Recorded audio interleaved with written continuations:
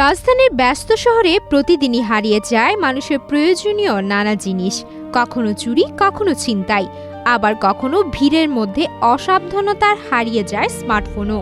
কিন্তু হারিয়ে যাওয়া এমন একটি স্মার্টফোনের গল্প এবার সামনে এনেছে ভিন্ন এক মানবিকতার উদাহরণ। কমলাপুর রেল স্টেশনে পড়ে থাকা একটি স্মার্টফোন কুড়িয়ে পান এক বৃদ্ধ। চাইলে ফোনটি নিজের কাছে রেখে দিতে পারতেন তিনি, কিন্তু তা না করে অপেক্ষা করেন মালিকের খোঁজে। ফুডেলা একটি নাবিল পণ্য। হাজারো মানুষের ভিড়ে মালিককে খুঁজে না পেয়ে শেষ পর্যন্ত ফোনটি তুলে দেন কমলাপুর রেলওয়ে থানা পুলিশের কাছে। নিচে পড়ে ছিল, আমি ওখানে বসা ছিলাম।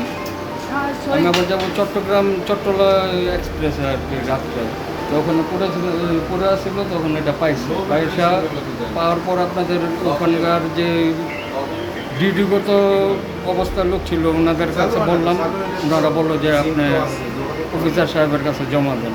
পুলিশ সদস্যরা ফোনটি চার্জ দিয়ে সচল করেন। এখন চলছে প্রকৃত মালিককে খুঁজে বের করার চেষ্টা। তবে মালিকানা নিশ্চিত না হওয়া পর্যন্ত ফোনটি কারো হাতে তুলে দেওয়া হবে না। প্রতিদিনের ব্যস্ততায় এই শহরে অনেক কিছুই হারিয়ে যায়। কখনো হারায় মূল্যবান জিনিস, কখনো মানুষের প্রতি মানুষের বিশ্বাস। কিন্তু এই বৃদ্ধ যেন মনে করিয়ে দিলেন, সুযোগ পেলেই সবাই অসৎ হয় না, কেউ কেউ সুযোগ পেলেও সঠিক কাজটিই করেন।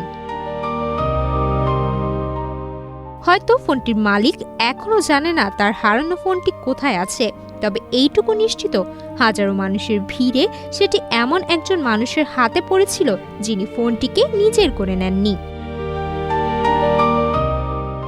স্মার্টফোনটি হয়তো আধুনিক প্রযুক্তির, কিন্তু সেটি ফিরিয়ে দেওয়ার সিদ্ধান্তে সবচেয়ে স্মার্ট কাজটি করেছেন এই বৃদ্ধ। তার সততা আর মানবিকতা মনে করিয়ে দেয় বিবেক এখনো বেঁচে আছে।